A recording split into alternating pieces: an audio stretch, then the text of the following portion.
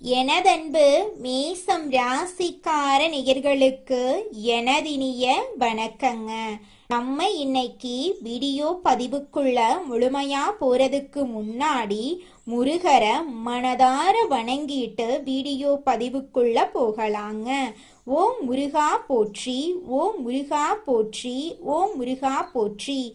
எனக்காக்கும் முருகனே போற்றி. நல்லதே நடக்கும், நல்லது மட்டும்தான் நடக்கும். நம்மளோட மேச ராசிக்காரங்க துணிவு தைரியத்துக்கு பேர் போனவங்க. இவங்க ஒரு முடிவு எடுத்துட்டா அந்த முடிவை அடையிற வரைக்கும் இரவு பகல் உறங்காம உழைச்சுக்கிட்டே இருப்பாங்க. புதிய விஷயங்களை முயற்சி செய்யறதுல இவங்களுக்கு ஆர்வம் கொஞ்சம் அதிகமா இருக்கு. இவங்க நட்புக்கு முக்கியத்துவம் தருவாங்க. அதே நேரத்துல நண்பனுக்காக உயிரை கொடுக்க கூட இவங்க தயங்க மாட்டாங்க. நம்ம இன்னைக்கு இந்த வீடியோ பதிவில் எதை பற்றி தெரிஞ்சுக்க போகிறோம் அப்படின்னு பார்த்தீங்கன்னா, நம்மளோட மேச ராசிக்காரர்களுக்கு குருவின் வக்ர நிவர்த்தியால் ஏற்படக்கூடிய பலன்களை பற்றி தெளிவாக இந்த பதிவில் தெரிஞ்சுக்க போகிறேங்க.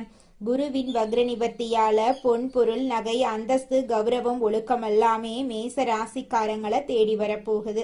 குரு பார்த்தால் கோடி நன்மை அப்படிங்கறதால மேச ராசிக்காரர்களுக்கு இது ஒரு ஜாக்பாட் யோகமா மாறப்போகுது.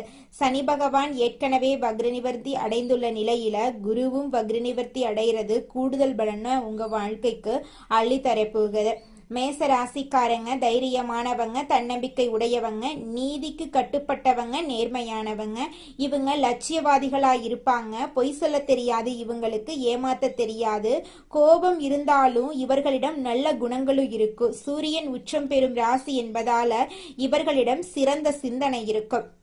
குரு பகவான் 121 நாட்கள் பின்னோக்கி நகர்ந்தாரு. குரு என்பவர் ஒழுக்கம், கண்ணியம், கட்டுப்பாடு, பணம், பொருள், நகை எல்லாமே ஆகும். ஜாதகத்துல உள்ள தோஷத்தை நீக்கக்கூடிய ஒரே கிரகம் குரு பகவான் தான். குரு பார்த்தால் கோடி நன்மை அப்படிங்கறதால குருவின் பார்வை மேச ராசிக்கு பல நன்மைகளை அள்ளித்தர போகுது. குரு பகவான் மேச ராசிக்கு 9ஆம் வீடு மற்றும் 12ஆம் வீட்டின் அதிபதியா இருக்காங்க. 9ஆம் வீட்டுல தர்மகாரியம், ஆன்மீகம், இரக்க குணமெல்லாம் இருக்க. 12ஆம் வீட்டுல வெளிநாடு, வெளியூர், திருமண வாழ்க்கை, தாம்பத்திய உறவு, மருத்துவ செலவு, விரய செலவெல்லாம் இருக்கு. குரு பகவான் 3ஆம் இடத்தில் வெற்றி ஸ்தானத்தில் வக்ரமா இருந்தாரு. மேச ராசிக்காரங்க 7.5 சனியை பற்றி பயப்பட தேவையில்லைங்க. ஏன்னா சனி பகவான் குருவின் வீட்டுல தான் இருக்காரு. குருவின் வீட்டுல சனி இருக்கிறதுனால பெரிய பாதிப்புகள் ஏற்படாதுங்க. நவம்பர் மாதம் 11ஆம் தேதி முதல் குரு வக்ரமா இருக்கிறதுனால சில தடைகள் ஏற்பட்டிருக்கலாம். குரு வக்ரமாக இருந்த காலத்துல தந்தை உறவுல பலவீனம், அப்பா சொத்து, அம்மா சொத்து, வீடு, வண்டி, வாகன செலவு, வேலை நிரந்தரமாக இல்லாம இருக்கிறது, வெளிநாடு வெளியூர்ல வேலை கிடைக்காதது, வண்டி வாகன செலவு, நிலம் பூமியில சொத்து பிரச்சனை, வீண் விவாதம், கேஸ், காது, மூக்கு, தொண்டை, சுவாச பிரச்சனை, கால்வலி, ரத்தம் சம்பந்தப்பட்ட தொந்தரவுகள், படிப்புல மந்தமான தன்மை, கடன், பகை, எதிரி, வம்பு வழக்கு, தடை போன்ற பிரச்சனைகள் இருந்திருக்கலாம். குரு பகவான் வக்ர நிவர்த்தி அடைந்ததால இனிமேல் நல்ல பலன்கள் கிடைக்குங்க. படிப்படியாக பிரச்சனைகள் குறையும். சனி பகவானும் வக்ர நிவர்த்தி அடைந்துள்ளதால கூடுதல் நன்மைகள் உங்களுக்கு கிடைக்கும். திருமண பேச்சுக்கள் நல்ல முடிவுக்கு வரும். திருமணத்துல இருந்த தடைகள் நீங்கும். காதல், குழந்தை பாக்கியம் சிறப்பாக இருக்கும். வழக்குகள்ல வெற்றி கிடைக்குங்க. வேலை, தொழில், உத்தியோகத்துல பதவி உயர்வு கிடைக்கும். வெளிநாட்டுல இருக்கிறவங்களுக்கு நல்ல யோகம் உண்டாகும். விசா பிரச்சனைகளா இருந்துச்சுன்னா எல்லாம் சரியாயிருங்க. மருத்துவம், share marketing, ITI field, bank போன்ற துறைகளில் வேலை பார்க்குறவங்களுக்கு சிறப்பான பலன்கள் கிடைக்க போகுதுங்க. உடல் ஆரோக்கியம் மேம்பட போகுதுங்க. குருவின் வீட்டில் சனி இருக்கிறதுனால 7.5 சனியால உங்களுக்கு எந்த பாதிப்புமே ஏற்படாதுங்க. குரு 11ஆம் இடத்தை பார்க்கறதுனால தொழில அபார வெற்றி கிடைக்குங்க. குரு வக்ர நிவர்த்தி அடைந்திருப்பதால லாட்ரி யோகம் உண்டாகும். வெளிநாடு செல்லும் யோகம் இருக்கிறதுனால லாட்ரி எடுக்கலாம். ஆனா ஜாதகத்தை பார்த்து குரு பகவான் நல்ல இடத்துல இருக்காரா அப்படின்னு தெரிந்து லாட்ரி எடுக்கலாங்க. ஆசிரியர், வங்கி, கமிஷன் வியாபாரம், ரியல் எஸ்டேட் போன்ற துறையில் இருக்கிறவங்களுக்கு நல்ல மாற்றங்கள் ஏற்படும். பெண்களுக்கு மிகப்பெரிய வெற்றிகள் எல்லாம் இந்த காலகட்டத்துல தேடி வரப்போகுது. இது நாள் வரைக்கும் உங்களை வேண்டான்னு உதறி தள்ளிட்டு போன சொந்த பந்தங்கள் எல்லோருமே இனி வரக்கூடிய காலங்கள்ல உங்களை தேடி வரப்போறாங்க. உங்க வாழ்க்கையே சொர்க்க வாழ்க்கையா மாறப்போகுது. நீங்க இது நாள் வரைக்கும் பணம் காசு 4-5 பேர்கிட்ட கடன் வாங்கி ஒவ்வொரு நாளையும் வாழ்ந்திருப்பீங்க. ஆனா இனி வரக்கூடிய காலங்கள்ல நீங்க 4-5 பேருக்கு பணம் காசு கடன் கொடுக்கக்கூடிய அளவுக்கு செல்வாக்குல உயர்ந்த வாழ்க்கைய வாழ போறீங்க. உங்களுடைய படிப்புக்கும் தகுதிக்கும் ஏற்றார் போல நல்ல வேலையெல்லாம் கிடைக்க போகுது. உங்களுடைய மனக்கவலைகள் காணல் நீரா கரைஞ்சு போக போகுது. மனிதனா பிறந்த ஒவ்வொருவருக்கும் ஆசை இருக்கதாங்க செய்யும். அந்த ஆசைகளை அடைய நம்ம நினைச்சா மட்டும் பத்தாதுங்க. முழு மனசோட நம்மளுடைய ஆசைகளை அடைவதற்கான வழிய ஒவ்வொரு நாளும் என்ன பண்ணணும்னு யோசிச்சு அதற்கான திட்டங்களை தீட்டி உழைச்சுக்கிட்டே இருக்கணுங்க. உழைச்சா நிச்சயமா நம்மளுடைய ஆசைகள் எல்லாமே நிறைவேறிடுங்க. உங்க வாழ்க்கையில இனி வரக்கூடிய காலங்கள்ல உங்களுடைய அனைத்து ஆசைகளும் நிறைவேற போகுதுங்க. அப்படி ஒவ்வொரு மனிதனுக்கும் இருக்கக்கூடிய பொதுவான ஆசை என்னன்னு பார்த்தீங்கன்னா 16 செல்வங்களையும் அடைந்து வாழணும் அப்படின்னு தான் ஒவ்வொரு மனிதனுடைய ஆசையும் இருக்குதுங்க. பணம் வேணும், பதவி வேணும், புகழ் வேணும், கௌரவம் வேணும் அப்படின்னு தான் ஒவ்வொரு மனிதனும் தினமும் வாழ்ந்துகிட்டு இருக்கான். அதை நோக்கிய பயணத்தை தான் ஒவ்வொரு நாளும் மனிதன் வாழ்ந்துகிட்டு இருக்கான். ஒவ்வொரு நாளையும் ரசிச்சு வாழ்றது கிடையாது. எந்த ஒரு மனிதனும் போராட்டத்துல தாங்க இந்த உலகத்துல ஒவ்வொரு மனிதனும் வாழ்க்கைய வாழ்ந்துட்டு இருக்காங்க. குரு வக்ர நிவர்த்தியால உங்க வாழ்க்கையே மாறப்போகுதுங்க. இது நாள் வரைக்கும் இருள் சூழ்ந்த உங்க வாழ்க்கையில இனி வரக்கூடிய காலங்கள்ல பிரகாசம் வரப்போகுதுங்க. கல்வி தடையெல்லாம் காணல் நீரா கரைஞ்சு போக போகுதுங்க. திருமண தடை நீங்கி உங்களுக்கேற்ற சரியான துணையோடு திருமணம் நடக்க போகுதுங்க. பண வரவுல இருந்த சிக்கல்களுக்கு தீர்வு கிடைக்க போகுது. உங்களுக்கு கிடைக்க வேண்டிய அனைத்து பலன்களும் அடுக்கடுக்காக கிடைக்க போகுதுங்க. வேலை வாய்ப்பு இல்லாதவர்களுக்கு உங்களுடைய தகுதிக்கு ஏற்றார் போல வேலை வாய்ப்பு கிடைக்க போகுது. உங்களுடைய ஆன்மீக எண்ணங்கள் அதிகரிக்க போகுதுங்க. வியாழக்கிழமை குருவுக்கு சிறப்பு நாளுங்க. அந்த நாள்ல குரு பகவான மனதார வேண்டிக்கோங்க. உங்க வாழ்க்கையில இருக்கக்கூடிய அனைத்து பிரச்சனைகளும் காணல் நீரா கரைஞ்சு போயிருங்க. உங்களுடைய எண்ணம் போல உங்க வாழ்க்கையில நல்லது மட்டும்தாங்க நடக்கும். குலதெய்வம் எங்கேயோ இருக்குது, என்னமோ இருக்குது அப்படிலாம் நீங்க நினைக்க வேண்டாங்க. நீங்க எங்கிருந்தாலும் ஒரு தீபம் ஏற்றி வச்சு அந்த தீப ஒளியில தெய்வங்கள் இருக்கிறாங்க அப்படின்னு நினைச்சு வழிபாடு செய்யுங்க. குலதெய்வமே தெரியாவிட்டாலும் வீட்டுல தீபம் ஏற்றி வச்சு ஏதாவது ஒரு நல்ல நாள்ல குலதெய்வத்தை நினைச்சு வழிபாடு செய்யுங்க. குலதெய்வ வழிபாடு குலம் காக்குங்க, குலம் தலைக்கும். முதல்ல குலதெய்வம், அப்புறம் இஷ்டப்பட்ட தெய்வம், அப்புறம் உங்களுக்கு விருப்பப்பட்ட தெய்வங்க. எந்த கோயிலுக்கு போனாலும் என்ன பண்ணாலும் ஏற்றமில்லை அப்படின்னு நீங்க சொல்லுவீங்க.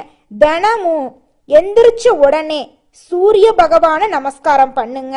அவங்களுடைய அனுகிரகம் இருந்தா போதும்.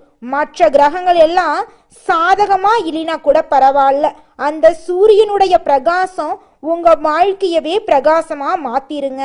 அந்த வெளிச்சம் உங்களை வந்து சேருங்க. உங்க வாழ்க்கையில் இருக்கக்கூடிய கண்ணீரெல்லாம் கரைஞ்சு போயிருங்க. நம்ம இன்னைக்கு இந்த வீடியோ பதிவுல எதை பத்தி தெரிஞ்சுக்க போறோம் அப்படின்னு பாத்தீங்கன்னா, நம்மளோட மேச ராசியில் இருக்கக்கூடிய ஒவ்வொரு நட்சத்திரக்காரர்களுக்கும் குரு பகவானின் வக்ர நிவர்த்தியால என்னென்ன பலன்கள் ஏற்பட போகுது அப்படிங்கிறத பத்தி தாங்க விரிவா இந்த பதிவுல நம்ம தெரிஞ்சுக்க போறோம். நம்மளுடைய மேச ராசியில் இருக்கக்கூடிய முதலாவது நட்சத்திரம் அஸ்வினி நட்சத்திரம். அஸ்வினி நட்சத்திரத்தில் பிறந்தவங்க தைரியம், தன்னம்பிக்கை, நீதி, நேர்மை, ஒழுக்கம் உள்ளவர்களா இருப்பாங்க. குரு பகவான் மீன ராசியில் உச்சத்துல இருக்கிறதுனால இது நாள் வரைக்கும் திருமணம் ஆகாதவர்களுக்கு இந்த காலகட்டத்துல உங்களுக்கேற்ற சரியான வாழ்க்கை துணையோடு திருமணம் நடக்கும். படிச்சு முடிச்சுட்டு வேலை கிடைக்கல, நான் தேடாத வேலை இல்லை, இது நாள் வரைக்கும் என்னுடைய படிப்புக்கும் தகுதிக்கும் ஏற்ற மாதிரி நல்ல வேலையே கிடைக்கல அப்படின்னு கவலைப்பட்டு இருக்கிறவங்களுக்கு இந்த காலகட்டத்துல நிச்சயமா வேலை வாய்ப்புகள் கிடைக்குங்க.